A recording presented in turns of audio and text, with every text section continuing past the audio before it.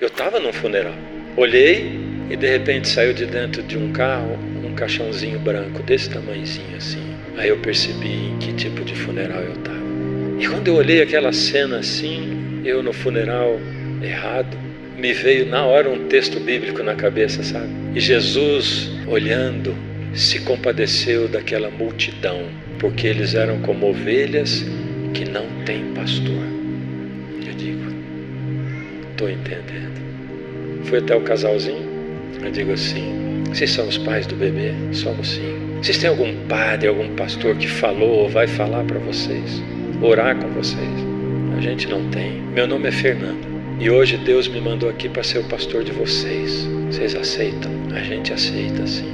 E naquela noitinha eu era o pastor deles. Só porque Deus amava a eles. Entende? Bom dia para todo mundo, oficialmente. Quem que está aqui hoje não estava ontem à noite? Quero ver a mão erguida. Quando a gente se reúne assim, é uma coisa maravilhosa, eu digo até misteriosa, né? Porque todos sabemos que esse mesmo grupo de pessoas que está aqui hoje não estará nunca mais junto, né? Então é uma oportunidade que a gente tem, nesse tempo de vida que a gente vive, de estarmos aqui. Eu quero começar a mensagem de hoje de manhã falando ou cantando um pouquinho sobre quem é Deus. Quem é Deus para você? Como é que Ele é? Quando você pensa Deus, o que você pensa dele? E um tempo atrás eu estava começando a reunir músicas para na época um CD, né? E um amigo meu me mandou uma música. E é incrível porque aquela música traduzia e falava de Deus tudo aquilo que eu penso a respeito dele. Porque um pouquinho antes eu estava vendo uma revista e tinha assim uma imagem uma foto, né? Naquela época quem tinha tirado aquela foto era o Hubble, né? Telescópio. E era a foto de uma super nuvem chamada nebulosa. A nebulosa não é chamada nebulosa, mas é na categoria das nebulosas. Nebulosa é uma nuvem gigantesca que fica no espaço sideral. E aquela nebulosa em particular se chamava nebulosa cabulosa. Eu achei engraçado também quando eu li. Mas ela era um negócio tão grande, tão grande, tão grande.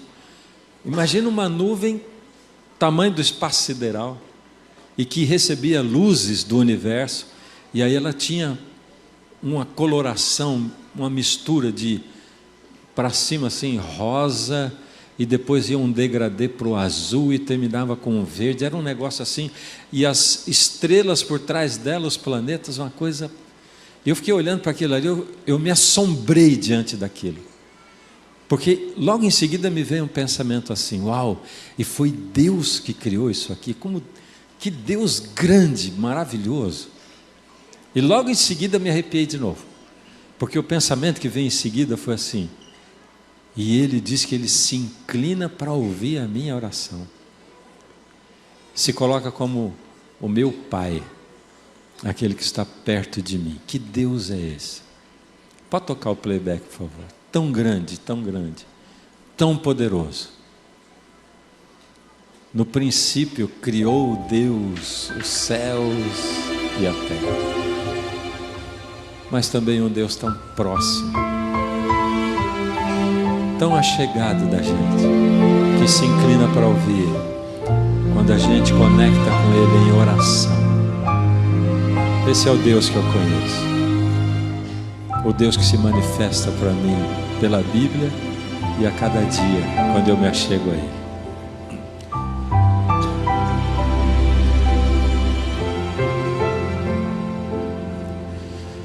O Deus que eu conheço é poderoso, não se limita ao tempo ou lugar, conhece o final desde o princípio, não teve um início, não vai ter um fim. Maior que o universo habita um coração, igual sua justiça é o seu perdão. De um modo misterioso se fez homem, na sua graça tenho salvação. O Deus que eu conheço deixa a coroa e vem em busca do perdido. Não se intimida ante a dor e o sacrifício. Abre seus braços para salvar a quem quiser. O Deus que eu conheço faria tudo outra vez se precisasse. Foi mais além do que alguém imaginasse, pois bem maior que a sua glória é o seu amor.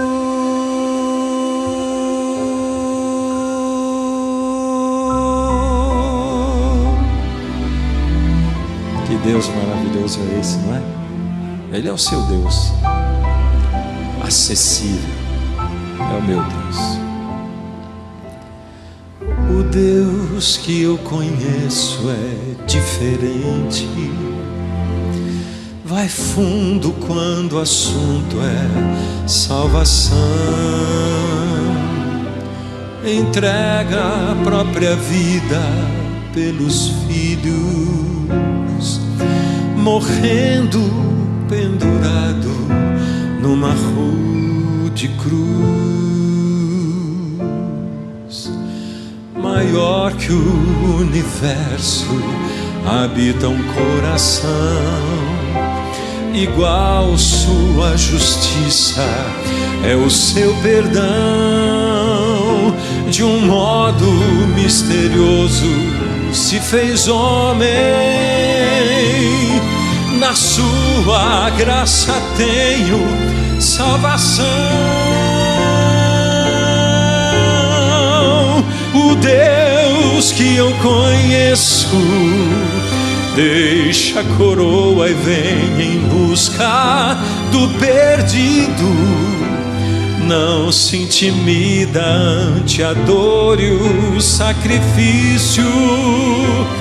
Abre seus braços para salvar a quem quiser.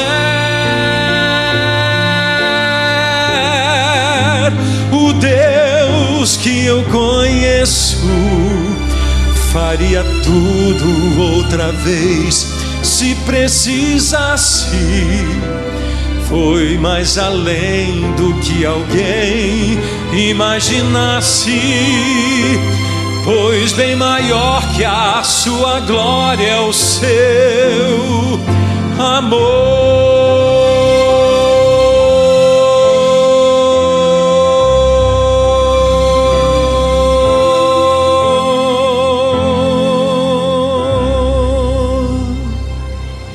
Amém. Fecha os olhos. Senhor, obrigado porque bem maior do que a tua glória é o teu amor, Pai. Obrigado, Senhor, porque o Senhor Jesus morreu na cruz, se entregando por nós. Embora nós não sendo justos, ainda assim o Senhor nos considera justos quando nós entregamos a nossa vida para o Senhor. Nesse momento, Pai, nós queremos ouvir não a voz de um ser humano, mas a tua voz falando conosco. Então fala e nos dá força, Pai, para abrir o coração e deixar com que o Senhor entre aqui. Nós oramos em nome de Jesus. Amém. Lucas, capítulo Capítulo 2 é o texto para a meditação hoje.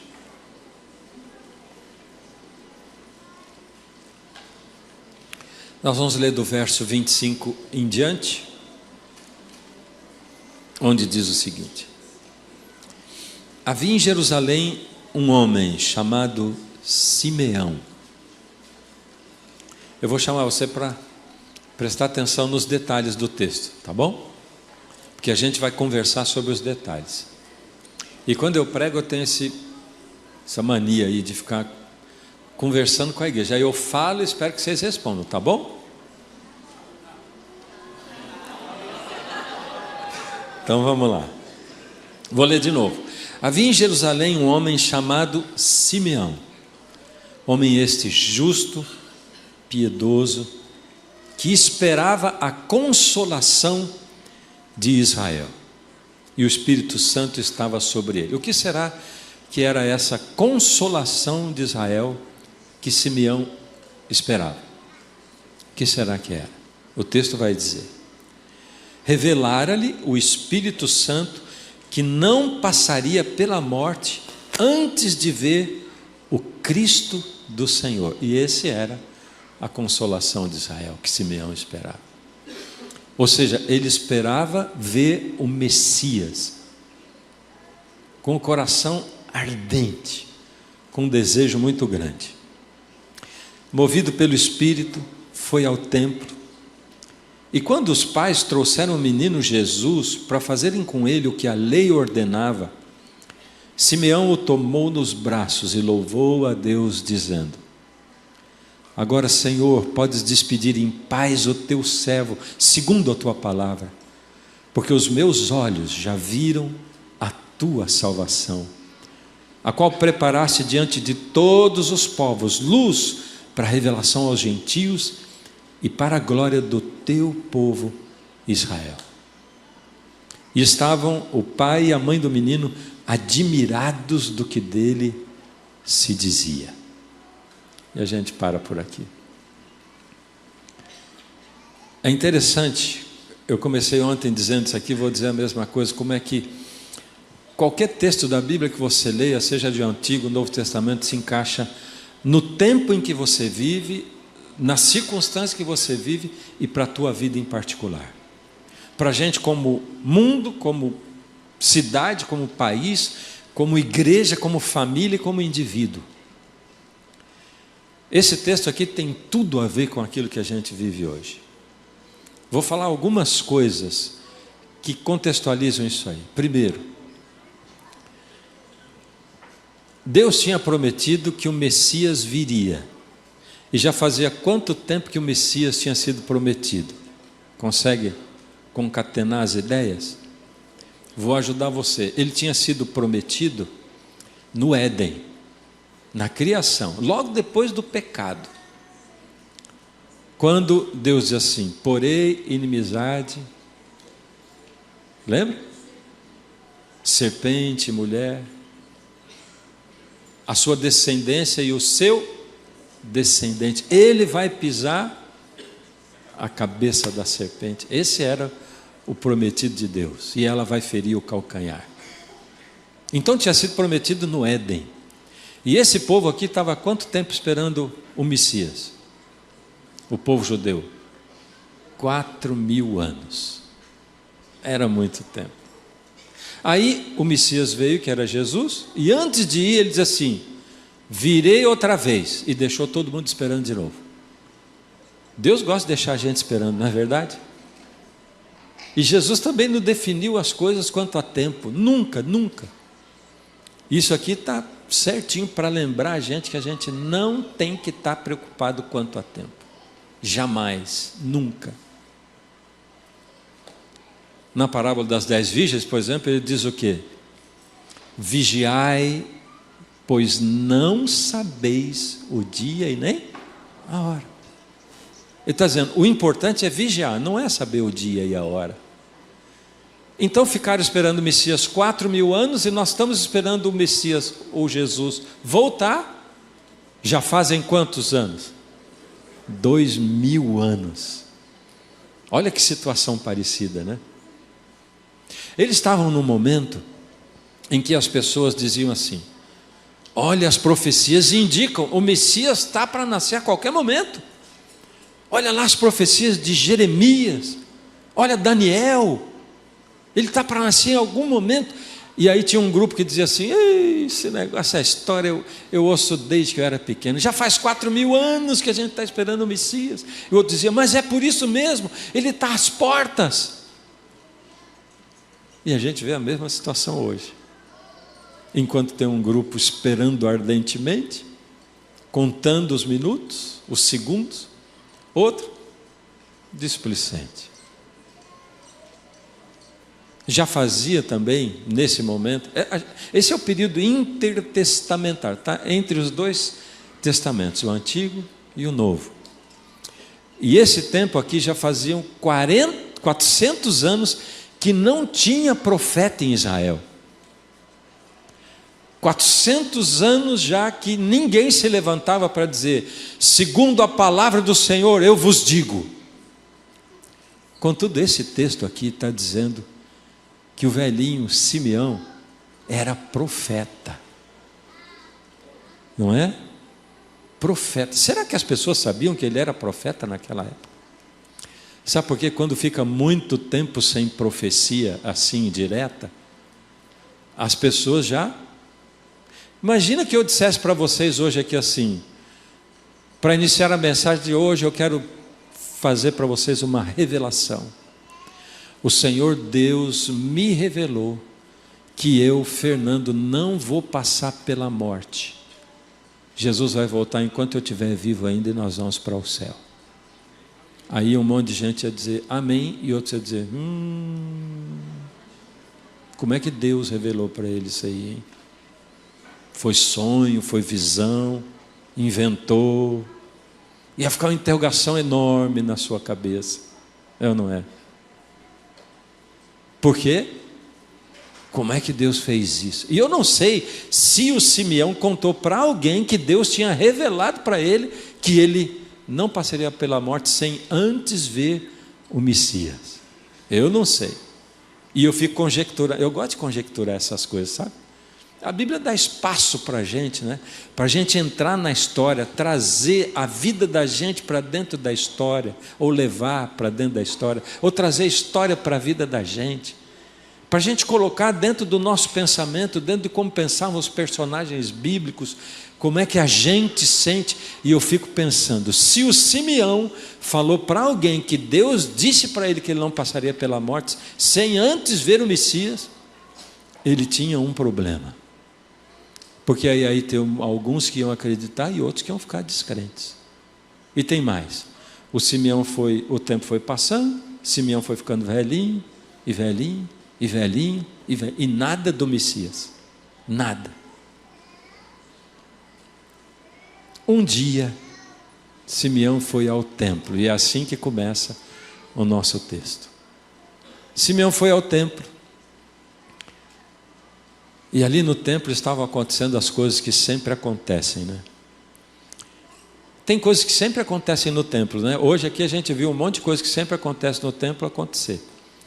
A gente teve um momento de oferta, a gente teve um momento de louvor, a gente teve adoração infantil. Isso sempre acontece, não acontece? Todo sábado. E nós, seres humanos, somos craques em muitas vezes aproveitar esses momentos para nos conectar com Deus, e outros a gente deixa esses momentos passarem sem conectar com Deus coisa nenhuma. Você, por exemplo, você é capaz de cantar uma música inteirinha sem nem prestar atenção no que você está falando? É ou não é? Sim ou não? Sim, é um sim meio xoxo, mas sim. Vou mais perto ainda. Você é capaz de fazer uma oração pública e sem nem prestar atenção no que você está falando? Sim ou não? Sim. Vou mais fundo ainda. Você é capaz de fazer uma oração só você em casa, sozinho, fazer a oração inteira, e quando chega no final você sair e fazer: ai meu pai, acho que eu vou orar de novo, que eu não prestei atenção em nada que eu falei. É ou não é? É. Porque muitas vezes a vida e a situação levam a gente para essa repetição. E lá não era diferente. Lá no templo era a mesma coisa. Então, lá no templo, todos os dias tinha uma fila de pais e mães que levavam seus primogênitos para serem apresentados diante do Senhor. E aí a situação era repetitiva. Os sacerdotes estavam ali para isso. Então aquela fila, chegava a vez de o primeiro, ele vinha, o sacerdote pegava o bebê, erguia para o céu, dizia as palavras de dedicação, devolvia para os pais, o pai assinava o livro dos primogênitos e ia embora. E outro ia embora. E fazia outro, ia embora. Repetitivo. E essa situação aconteceu exatamente assim naquele dia. Estavam todos no templo, quando de repente chega quem? Quem chegou? José e só? Com Jesus. Eles que para aquelas pessoas lá no templo, eles representavam quem? O quê? Sabe quando você está em casa aí, domingão, aí 10 da manhã toca a campainha ou bate palma lá, aí você fala para a esposa, deixa que eu atendo, aí você sai, fica lá uns 5 minutos e volta, aí a esposa diz assim, quem era? Você diz, não era ninguém. Como é que você foi? Ficou 5 minutos falando com ninguém lá fora? Esse era o José, a Maria e o Jesus para quem estava dentro do templo. Era o Zé ninguém, Maria ninguém, levando o ninguémzinho. Era isso, porque José, ele era a base da estrutura social piramidal lá de Israel. Ele era carpinteiro. Não é isso que diziam de Jesus depois, no ministério dele? Esse aí não é o filho do carpinteiro? Porque a gente rotula, não é? Carimba pessoas, seres humanos. Quantas vezes você entra num banheiro público e nem sabe, nem olhou para a pessoa que está ali para manter aquilo limpo, né? Eu tenho um costume, sabe, que é orar pelas pessoas que limpam o banheiro. E algumas vezes eu falo para eles. Aí eu ponho a mão no nome e digo assim, que trabalho bem feito você está fazendo aqui, viu? Parabéns. Esse banheiro está muito limpinho. E eu oro por você muitas vezes, porque não é fácil o teu trabalho, né? Mas não é sempre que eu lembro, porque às vezes você está num restaurante com tanta gente que você gosta, que você nem olhou para o garçom, nem... E quantas vezes a gente não liga para as pessoas como se elas estivessem ali cumprindo funções para me servir simplesmente, não é? E ali entrou o Zé ninguém, Maria ninguém, ninguémzinho, num ambiente onde as coisas aconteciam. Provavelmente muitos de vocês que estão aqui dentro entraram nessa igreja sem nem serem notados. Porque às vezes a gente põe uma recepção, e hoje a recepção estava especial lá embaixo, não estava não? Eu tive que filmar a Maricel chegando assim, cumprimentando aquela recepção que estava linda lá, né? Mas a recepção de verdade está aqui dentro, está aqui dentro. Quem aqui faz parte da equipe de recepção da igreja? Levanta a mão, por favor. Vou perguntar de novo, tá? Quem aqui faz parte da equipe de recepção da igreja? Levanta a mão. Opa, começou a melhorar. Vou perguntar de novo. Quem aqui faz parte da equipe de recepção da igreja? Levanta a mão. Ixi, ainda não ficou bom. Esse lado aqui está melhor, viu? A última vez, vai. Não vou perguntar mais, é a última chance para vocês. Quem aqui faz parte da equipe de recepção da igreja? Levanta a mão. Agora sim. Você vê como é que é difícil da gente entender isso? Quem se acha bem recebido no avião quando os comissários de bordo ficam lá na entrada cumprimentando você? Você fala, isso aqui é formalidade, não é? A recepção mesmo está aqui dentro, ó. Quando você olha para quem está do lado, atrás, na frente, quando você chega para sentar no banco, você olha e diz, bom dia, tudo bom? E quando dá uma folguinha, você, puxa, eu nunca te vi aqui, desculpa, que eu sou... Não sei se eu já te vi ou não vi. Aí você decora o nome da pessoa, pergunta quem ela é, de onde ela veio, o que move a vida daquela pessoa. E antes dela ir embora, você diz assim: não quero que você vá embora sem anotar o meu contato. Anota aí meu contato. Aí você fala: me manda um oi. É assim, desse jeito. Porque a maioria de nós passa desapercebido na maioria dos lugares. Mas dentro da casa de Deus, não dá para passar assim, não é? Quem vem para a casa de Deus tem que sair daqui pensando: puxa vida, nunca fui tão bem recebido num lugar como naquele ali.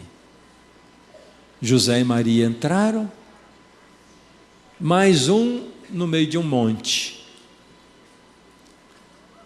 Chegou a vez deles, a mesma coisa aconteceu. O sacerdote recebeu, levantou o bebê, falou as palavras de dedicação, devolveu para os pais. José assinou o livro dos primogênitos e eles já iam saindo. Quando de repente ali na frente deles estava quem? O velhinho Simeão. Simeão olhou para aquele bebê desde o momento que ele entrou no templo. Tinha uma aura em volta do bebê? Não. Mas quando Simeão bateu os olhos naquele bebê, ele sabia que era o Messias. Então, quando José e Maria se aproximaram dele, o coração dele acelerou. A mão dele suava e tremia. E ele estendeu a mão para pegar o bebê. Tomou o bebê nos braços e não dava para conter as lágrimas. Quando ele ergueu o bebê e disse: ó Senhor, agora sim. O Senhor pode despedir em paz o teu servo, porque os meus olhos viram a consolação de Israel. Luz para todos os povos. Sabe que de todos os encontros que Jesus teve com qualquer ser humano aqui nessa terra, o encontro que denotou maior fé, na minha opinião, foi o encontro de Jesus com Simeão.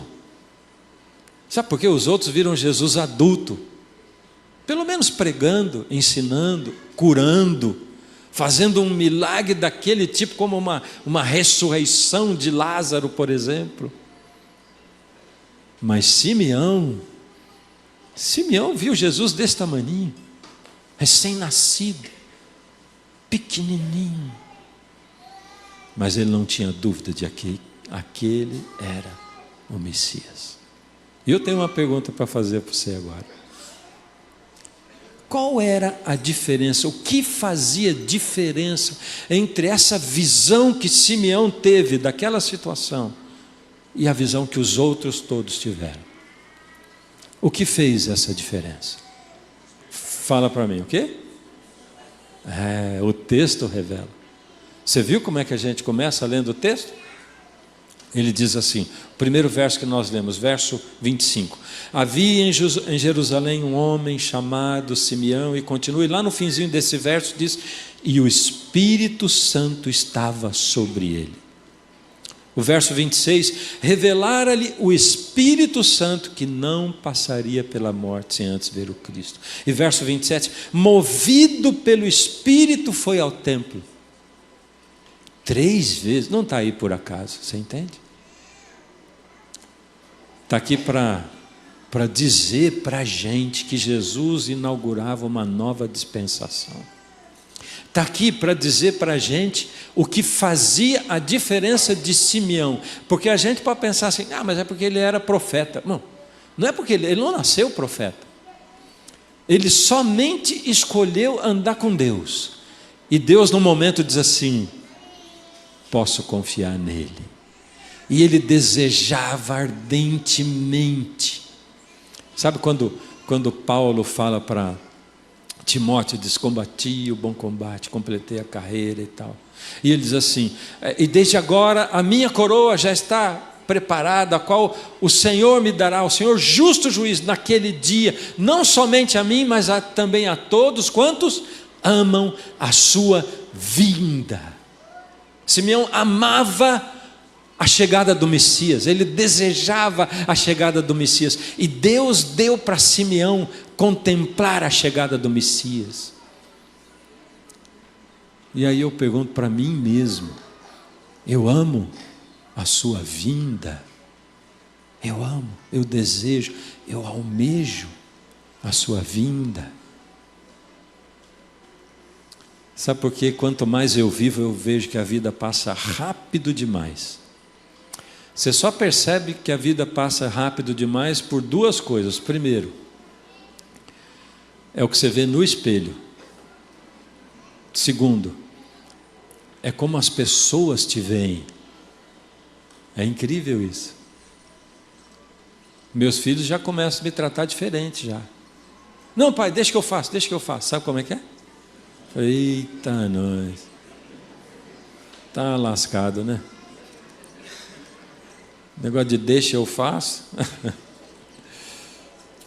Não, pai, você não tem que se preocupar com isso, né? A vida passa rápido demais. Não é assim que todo mundo diz? Ainda ontem eu era um menino. Ainda ontem nada, aqui dentro eu ainda sou.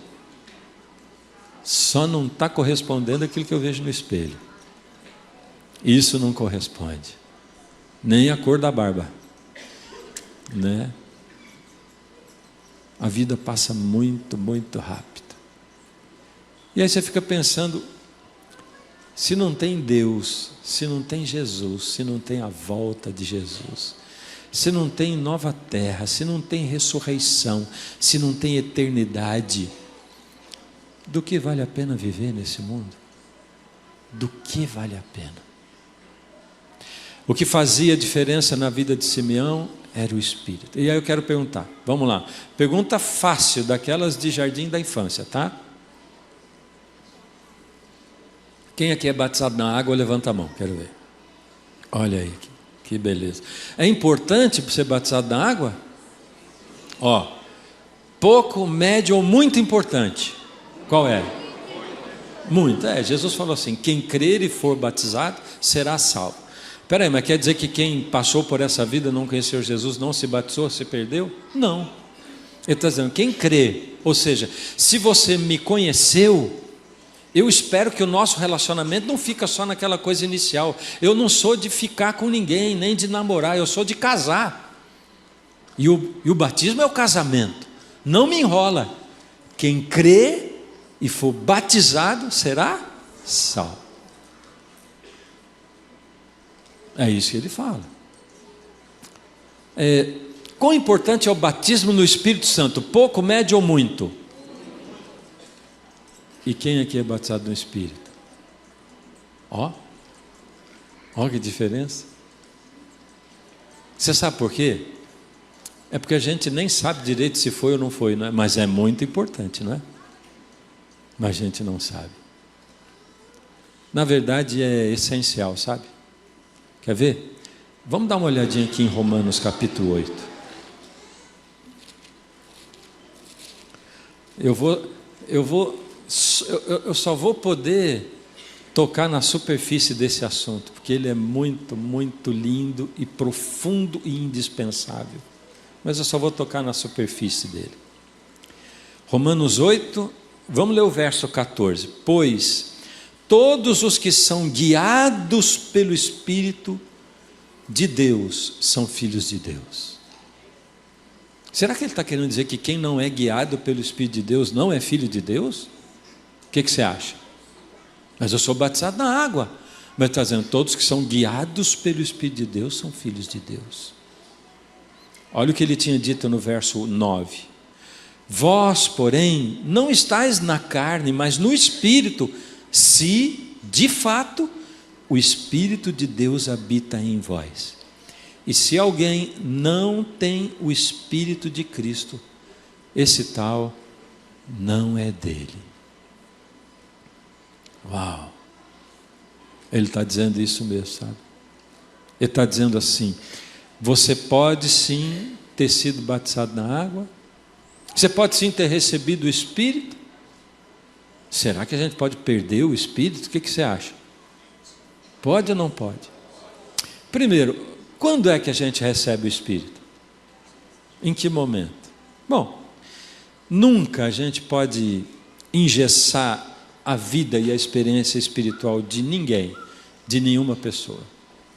E a gente não pode estabelecer um critério e dizer, a coisa acontece assim, porque a própria Bíblia mostra para a gente que acontece de maneiras diferentes. Porém, em geral a Bíblia diz, aqui pertinho de onde a gente estava, né? A gente estava em Lucas 2, aqui em Lucas 3, no verso 21, vai falando como é que Jesus foi batizado no Espírito. E aconteceu que ao ser todo o povo batizado, também o foi Jesus. E estando ele a orar, o céu se abriu, e o Espírito Santo desceu sobre ele em forma corpórea como pomba, e ouviu-se uma voz do céu, tu és meu filho amado, em ti me compraz. Ou seja, Jesus acaba de ser batizado na água, ainda estando ele a orar ali com João Batista do lado, o céu se abre, o Espírito desce em forma corpórea como pomba e se ouve a voz de Deus. Num momento na terra, no mesmo momento, na mesma cena, no mesmo local, Pai, Filho e Espírito Santo se manifestam diretamente para a humanidade. Que momento! E Jesus é batizado com o Espírito. E se você leu o capítulo 4, que é o seguinte, o verso 1 diz assim, e Jesus, cheio do Espírito Santo, voltou do Jordão e foi guiado pelo mesmo Espírito no deserto. Ou seja, Jesus não ousou começar o ministério dele sem antes ser batizado na água e no Espírito, e cheio do Espírito, ele vai começar o ministério dele. Então, em geral, a gente recebe o batismo do Espírito Santo no batismo. Mas a Bíblia diz, tem gente que recebeu depois, tem gente que recebeu antes do batismo. A gente vai vendo isso acontecendo em Atos. Mas será que é possível perder o Espírito depois que a gente batiza? O que você acha? Sim ou não? Eu vou antes comparar o batismo do Espírito Santo com as 10 virgens. Então você, quando é batizado, você recebe uma lamparina, como as 10 virgens, lembra? Uma lamparina cheia de azeite do Espírito. Na parábola, Jesus diz assim, as 10, agora eu já revelei, quantas que tinham azeite? Todas. Quantas dormiram? Todas. Todas dormiram. Aí o noivo tardou, elas dormiram, e aí quando ouve-se o clamor à meia-noite, eis o noivo, sai ao seu encontro. Então, todas acordam, olham para a lamparina, e aí elas dizem, uau, 5 tem em dobro, estão enchendo de novo. E as outras dizem, as nossas lamparinas estão se apagando. Dá do teu azeite. Ela fala, não dá para dar, isso não é uma coisa que a gente pode dar, vai faltar para vocês e para nós, e ninguém vai chegar, vocês têm que ir atrás de quem é capaz de dar para vocês o azeite do Espírito. E elas foram e voltaram, e o noivo, quando abre a porta, ele não diz assim, cadê o azeite? Ele diz assim, não conheço vocês, o que denota que esse azeite é o Espírito que a gente ganha na forma de comunhão, de amizade com Deus, de conhecer Deus profundamente. Então, quando você é batizado na água, o pastor coloca a mão sobre você e diz, eu te batizo em nome do Pai, do Filho e do Espírito Santo. Você recebe uma lamparina cheia de azeite, acesa. Ninguém que nasce da água do Espírito tem a lamparina apagada. Porém, dormiu naquela noite, no outro dia quando você acordou, como é que é a tua lamparina? Se apagando, fogo fraquinho. E aí você pode dizer, não vai dar tempo, ou você pode ir orar na presença de Deus. E quando você vai para a presença de Deus, o que ele faz com a tua lamparina? Enche de novo do azeite. E você tem azeite para aquele dia.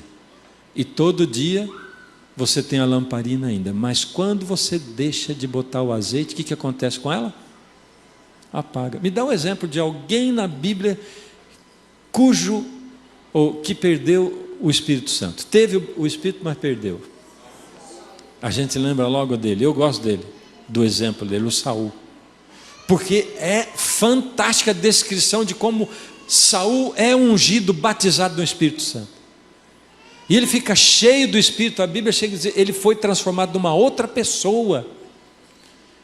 Mas ele foi negando Deus, se afastando e negando, até que um espírito maligno tomou conta dele. Olha que mudança terrível e tremenda. Então eu sei quando eu fui batizado. Mas Deus está dizendo, só tem uma coisa que vai fazer você ter o azeite. É a amizade comigo. É isso. E isso está disponível a qualquer um.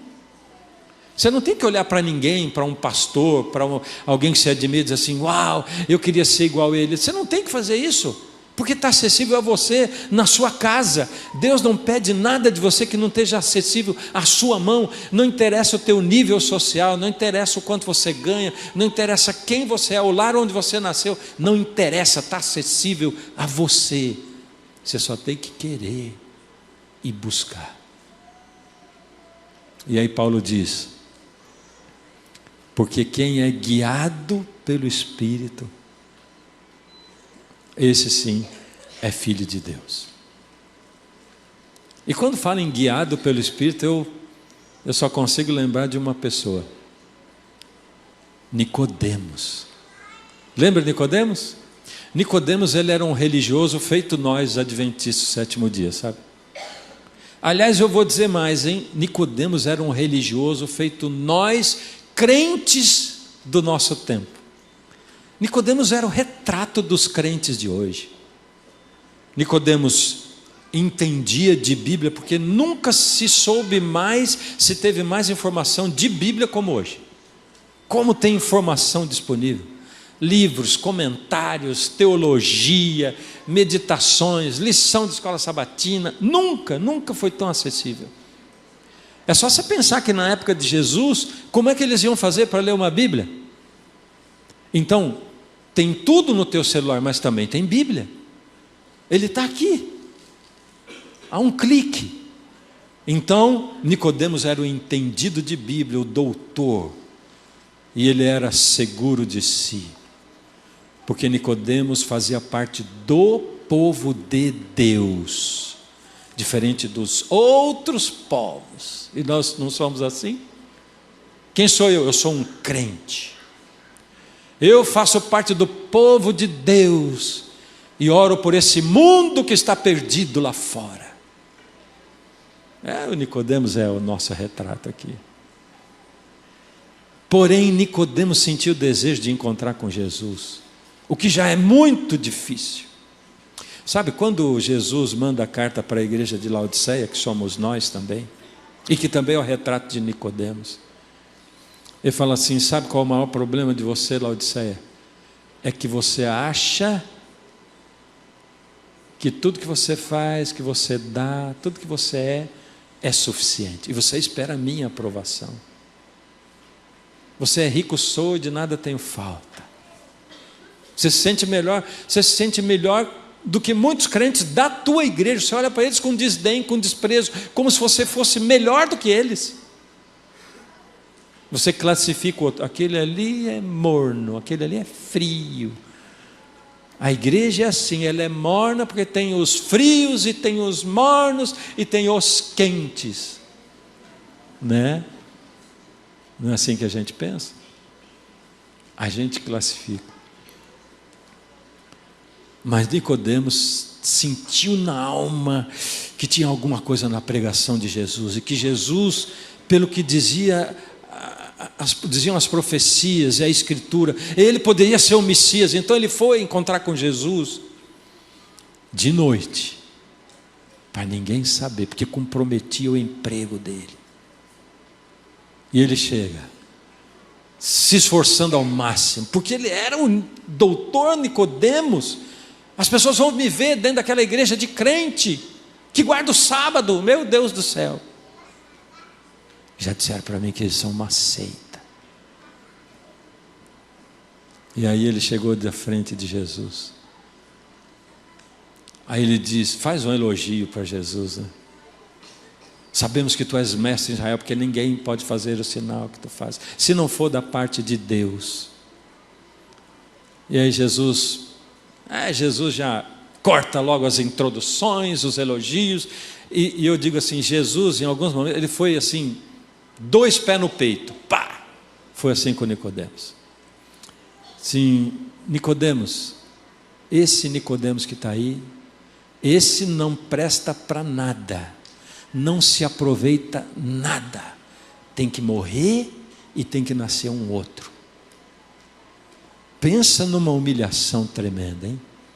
Você chegar na igreja e o pastor falar assim, esse você que está aí, não sobra nada de bom aí, tem que morrer, nascer um outro. Pior que a gente descobre que isso tem que acontecer todo dia, viu? Só quando a gente descobre isso é que a coisa começa a andar um pouquinho.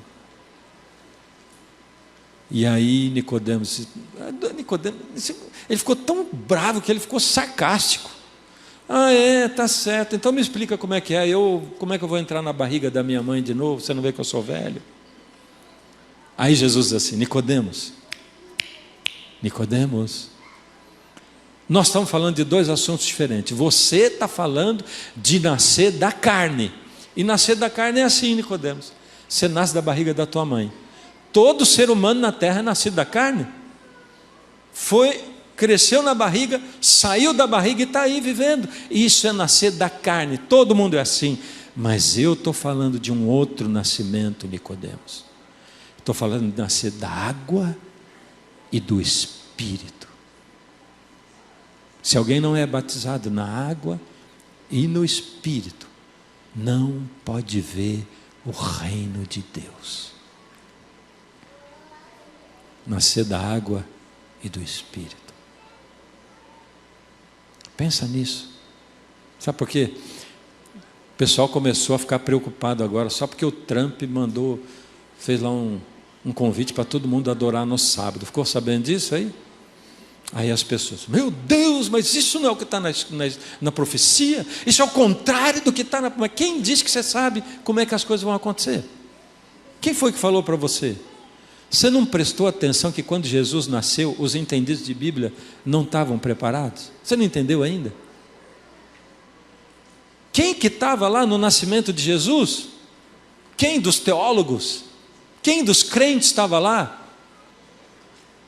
Tinha uns magos do Oriente, que provavelmente receberam influências da influência de Daniel e dos seus amigos. E que estudando as profecias, conectaram com a estrela e foram. Magos do Oriente, né? Você conhece algum mago? Conhece ou não? Eu conheço, sim. É um tal de Paulo Coelho, já ouviu falar nele? Não é o mago ele? Já discriminou ele? A profecia está dizendo que ele estava lá no nascimento de Jesus e você não. Porque você é o crente e ele é o mago. Gente, é para bugar a cabeça da gente. É para você estar aberto, esperto. É para você saber que você não vai saber direito. E que as coisas vão acontecer de um jeito inesperado, quando você acha que você já tem a sequência toda. Você está entendendo? Só tem um jeito de conectar as coisas. Sabe como é que é? É do jeito que o Simeão conectou. Guiado pelo Espírito. Guiado pelo Espírito. Isso é uma questão de vida ou morte, gente. Vida ou morte. Porque Jesus não volta sem que o Evangelho seja pregado, lembra? E eu pergunto, estamos pregando? Do jeito que a gente está pregando, ele vai chegar a todo mundo? Só tem um jeito, é o que aconteceu lá no Pentecostes, que o Evangelho foi pregado a todo mundo da época. Sabe qual é o único jeito? Sabe como é que eles conseguiram pregar o Evangelho lá naquela época? Foi porque o Espírito foi derramado. Então a gente adora cantar breve virá, mas a gente esquece que antes do breve virá, tem que ter o Espírito. Todo dia, e o derramamento espiritual, especial dele que vai acontecer daqui a pouco. O todo dia é ser guiado pelo Espírito. Um tempo atrás, já faz um bom tempinho, eu era pastor na Central de Curitiba, né? E aí, se tem uma coisa assim, eu sou meio Nicodemos assim, sabe? Que o Nicodemos gostava das coisas tudo. Eu tenho minha agenda do que vai acontecer semana que vem. Mais do que isso, eu sei o que vai acontecer mais ou menos esse ano, até o fim do ano. E já estou começando a marcar coisas para o ano que vem. Meio assim, sabe? E quando chega no dia que eu sei que eu tenho que fazer aquilo e que começa a não dar certo, eu começo a ficar incomodado. E quando eu pastoreava a igreja, meu pai, porque é um monte de coisa que vai acontecer. É difícil você desligar a cabeça até na segunda, que é o teu dia de folga. E se tem uma coisa para tirar você do esquema, é um falecimento, é um funeral. Quando acontecia um funeral, meu pai, que tristeza fazer aquilo. Mais do que isso, tudo que você tinha marcado por dia sai da tua agenda, para você dar prioridade àquela família, aquelas pessoas queridas, aquele momento difícil. Só que aquelas coisas que saíram da sua agenda não saíram. Elas vão ter que voltar em algum momento. Quando? No meio das outras coisas que já estão lá, entende? E um dia, faleceu a mãe de um amigo meu. Ela morava lá, frequentava a minha igreja, mas ele já morava em outro lugar, ele e a irmã. E aconteceu que eu tirei as coisas da agenda, mas não tirei um compromisso que ia acontecer à noite. De noitinha, ali pelas 6:30. Era muito importante. Falei, não, vai dar tempo de fazer tudo e eu ainda vou nesse compromisso, porque eu não posso adiar isso aqui. Sabe como é que é? Você está sempre se apegando naquilo que é o previsível, no que eu posso fazer. Organização. Quando Jesus falou com Nicodemos, ele disse assim, Nicodemos, sabe de uma coisa? Você, Nicodemos, é um trem. Você é um trem, Nicodemos. Você é racional, é previsível. O imprevisível não faz parte de você. O trem, ele é assim, você sai daqui e chega lá. E você sabe aonde ele vai passar para chegar lá. Porque o trem tem que andar no trilho. O trilho é tudo que você planejou, é a tua agenda. É o racional. Mas Nicodemos, eu preciso que você seja barco à vela. Barco à vela é assim, ele sai aqui e vai chegar lá. Por onde ele vai passar? Ninguém sabe. A não ser o vento do Espírito. Ele vai soprar, você não sabe de onde vem nem para onde ele vai. E de repente você sai daqui para chegar lá e o barco começa a ir assim. Você fala, Senhor, mas nós vamos para lá, não vamos? Vamos. Então por que nós estamos indo para cá? Calma. A tua parte é sentar no barquinho e deixar o vento soprar. E às vezes ele vai para lá, ó. Mas não faz sentido, Senhor. Meu netinho diz uma frase que é assim: isso não é justo, vovô. Não faz sentido. O vento do Espírito. É assim que ele guia. É nesse sentido que ele sopra. Bom, eu deixei lá minha agenda reservadinha de noite, compromisso 6:30. E foi. Me envolvi o dia inteiro com a família, aí de tarde era o funeral. Quando chegou ali, era o velório. Quando chegou ali pelas 4:00, aí anunciaram lá, olha, vai acontecer lá no crematório de Campo Largo. Opa! Campo Largo, já não era em Curitiba. Já era 4, vai ser 5:00 no crematório. Eu falei, não vai dar tempo. E agora? Eu achava que era num cemitério, eu ia lá, 6:30, eu voltava. Campo Largo está a uns 30 quilômetros de Curitiba, eu já tinha passado na frente da cidade, mas nunca tinha entrado. Era uma tarde, olha, digna de Joinville, lá em Curitiba. Chuvosa, que lá é assim também. Muita chuva, frio, inverno. Já, o céu escurecendo rapidamente, de tardezinha. E aí eu comecei a pensar, vou no funeral ou não vou? Ah, mas também eu já dei atenção para a família, para o meu amigo o dia inteiro, ele não vai ligar se eu não for lá para atender, sabe como é que é? Atender esse compromisso, não vou tirar da agenda, mas dentro de mim tinha um negócio assim, vai no funeral, vai lá no funeral. Eu digo, mas puxa vida, mas eu já tenho, sabe, eu fiquei justificando o tempo todo e vai, e essa coisa me incomodando, eu estava ficando nervoso até, e eu não sabia se eu ia, não ia, entrei no meu carro para ir embora, e todo mundo indo embora, e o cortejo saindo, eu não sabia o que eu ia fazer ainda, vou, não vou, e aquela luta, e tá bom, eu vou lá no funeral. Já liguei para a pessoa e disse assim, olha, vamos desmarcar, estou indo no funeral, estou indo para Campo Largo. O cortejo passou assim, e eu entrei no cortejo e fui. O trânsito parado assim. Primeiro sinal que abriu, o cortejo foi e eu fiquei. Olha, eu levei mais ou menos uns 40 minutos para chegar na saída de Curitiba que ia para Campo Largo. Tudo parado. O cortejo eu não vi nunca mais, né? E os 40 minutos que eu estava naquele trânsito, aí ficava piorando. Quer dizer, bom, agora que não vai adiantar mesmo, que eles já foram, vão chegar antes de mim, e eu vou à toa. Quando eu chegar lá já está acabando, não vou na reunião, e aquela coisa continuava na minha cabeça. Mas eu fui. Quando chegou na saída para Campo Largo, ali já ficou tranquilo, peguei a estradinha e fui. Naquela época a gente não tinha GPS, nem em lugar nenhum, nem no celular. Por isso, uns poucos quilômetros antes de chegar na cidade, tinha uma lanchonete de estrada, eu parei para perguntar, tinha um rapaz e uma moça no balcão, eu disse, escuta, você sabe onde é o crematório de Campo Largo? E aí eles olharam um para o outro e disseram, xiii, não é possível, uma cidade pequena aí, né? Aí ele falou, é complicado. Aí a moça falou, ué, você não mora lá perto? Moro. Então, vai com ele. Eu não existia ali naquele momento, né? Aí ele falou, mas o patrão... Ela falou, não tem uma alma viva aqui, um dia chuvoso, vai lá e pede para o patrão.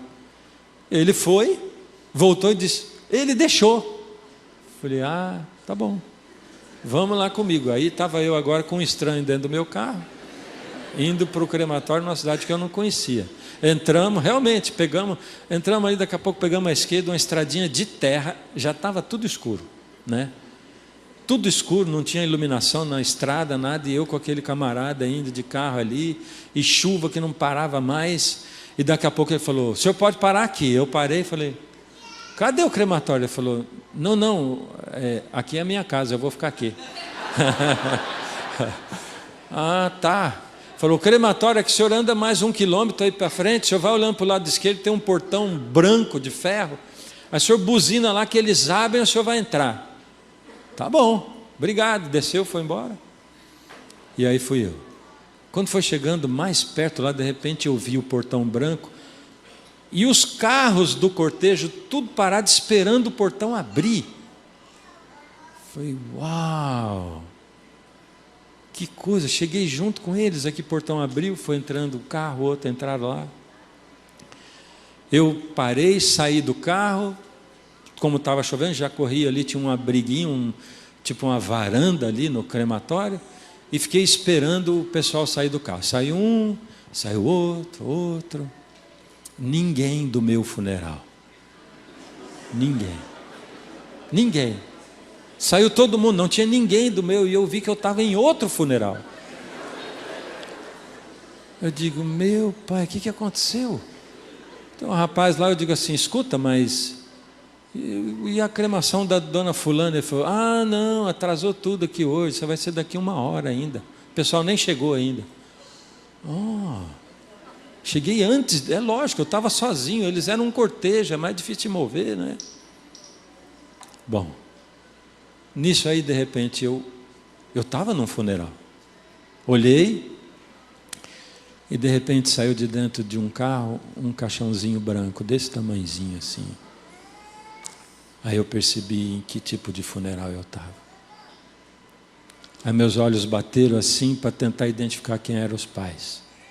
O casal jovem, a moça vestia um blusão com capuz, o capuz puxado, os dois abraçadinhos, e choravam muito, muito, inconsoláveis. E quando eu olhei aquela cena assim, eu no funeral errado, me veio na hora um texto bíblico na cabeça, sabe? O texto que veio era assim, olha: e Jesus, olhando, se compadeceu daquela multidão, porque eles eram como ovelhas que não têm pastor. Eu digo, estou entendendo. Fui até o casalzinho, eu digo assim: vocês são os pais do bebê? Somos sim. Vocês têm algum padre, algum pastor que falou ou vai falar para vocês? Orar com vocês? A gente não tem. Então, meu nome é Fernando. Eu sou pastor da Igreja Adventista. E hoje Deus me mandou aqui para ser o pastor de vocês. Vocês aceitam? A gente aceita, sim. E naquela noitinha, eu era o pastor deles. Só porque Deus amava a eles. Entende? Quando você fica na mão do Espírito, Ele dirige por caminhos que você não conhece. Mas Ele vai tocar a vida de outras pessoas como você nunca vai ser capaz de tocar. Um livro que você dê nunca vai ser capaz de tocar. Porque quando o Espírito guia, Ele guia para o necessitado. Ele guia preparando o coração de quem recebe e de quem vai dar. É isso que é ser guiado pelo vento no barquinho à vela. É assim que a gente vai pregar o Evangelho. O problema é que a maioria das vezes, gente, não é assim que acontece comigo. E eu tenho que ficar voltando para Jesus o tempo todo, e algumas vezes preocupado com as minhas coisas, de repente parar e dizer, peraí, por que está dando tudo errado? Errado não dá nada errado. Está dando de outro jeito, não errado. Por quê? Peraí. E é tão bom quando o Espírito pode te dirigir. Mas isso só se todo dia você tiver em oração, conexão com Deus. Você entende? Igreja, por misericórdia, de que vai adiantar a gente ter passado por esse mundo sentado num banco de uma igreja? O Senhor espera que a gente seja. Mas recebereis poder ao descer sobre vós o Espírito, e sereis minhas testemunhas. Mais do que testemunho, tem que ser. Sereis quer dizer, vocês ainda não são. Porque o mundo está cansado de gente que fala.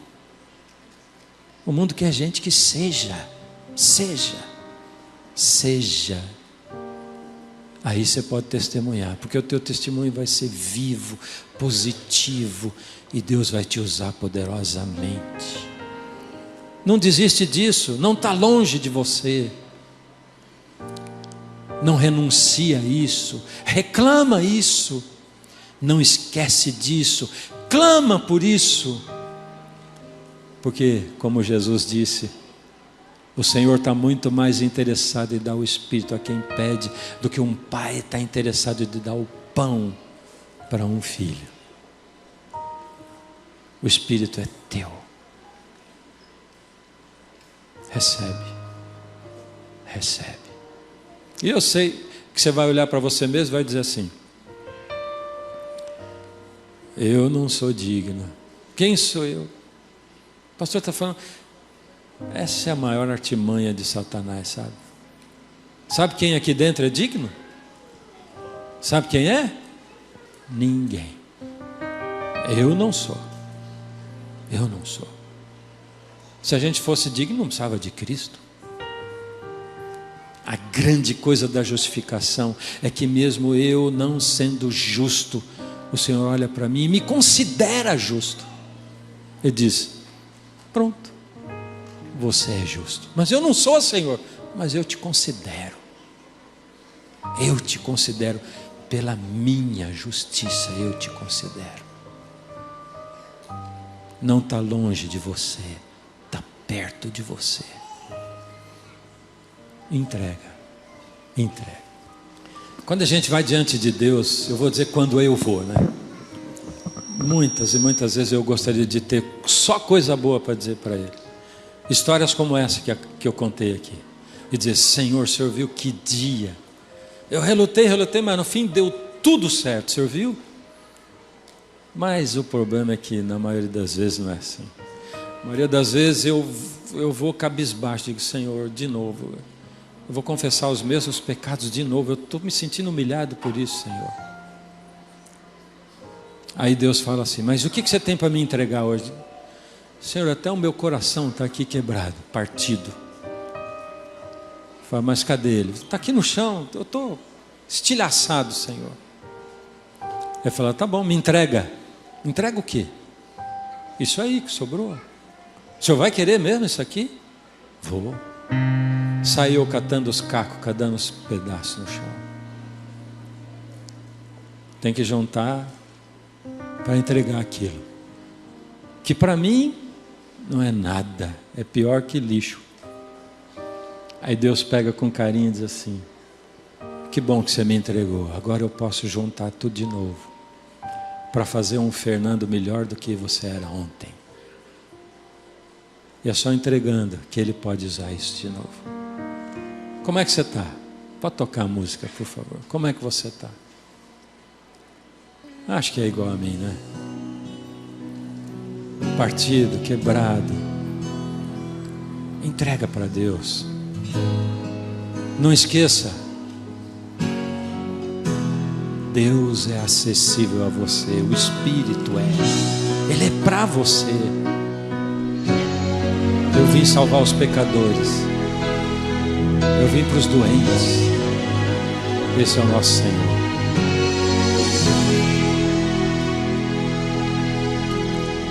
Triste estou por ter perdido, canta, a inocência pura que vivi,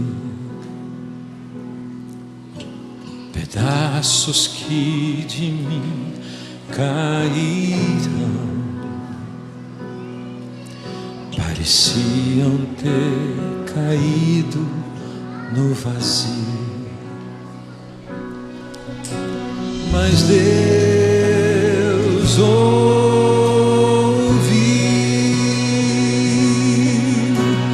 quando eu clamei, quando pequei.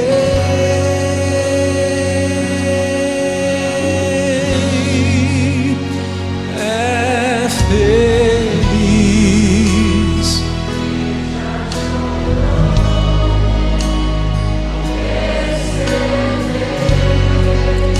que é pecador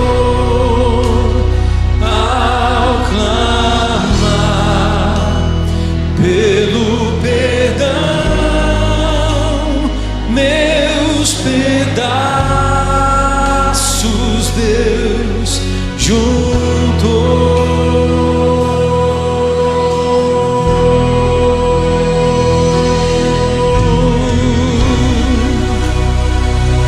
Não interessa como é que está a tua vida, não interessa que caminhos você tem percorrido, Ele te chama de volta, Ele te dá poder para voltar, para entregar. Tão longe caminhei sem ter Deus, até o respeito próprio eu perdi, tentando procurar saídas, na mesma armadilha eu caí. Mas Deus Deus ouviu, crescendo, quando eu clamei, quando pequei.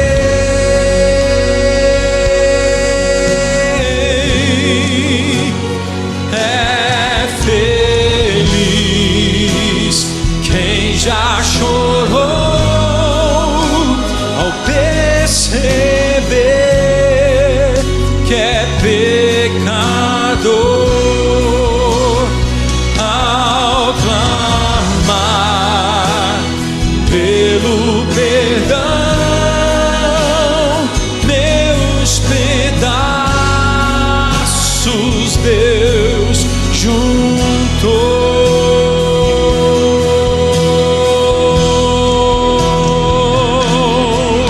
E a fórmula de vida que resiste à tentação é buscar sua palavra, se render em oração. Eu nem mesmo tenho forças para enfrentar quem já perdeu. Minha armadura é Deus.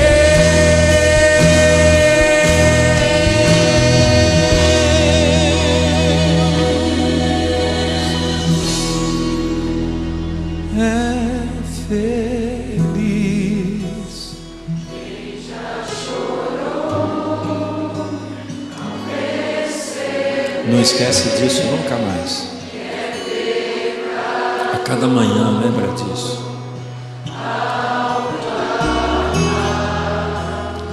Pelo perdão, meus pedaços Deus juntou.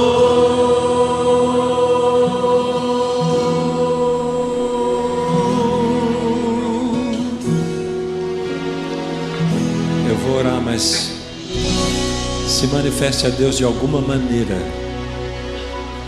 Manifeste a sua entrega a Deus de alguma maneira aí aonde você está. Deus amado,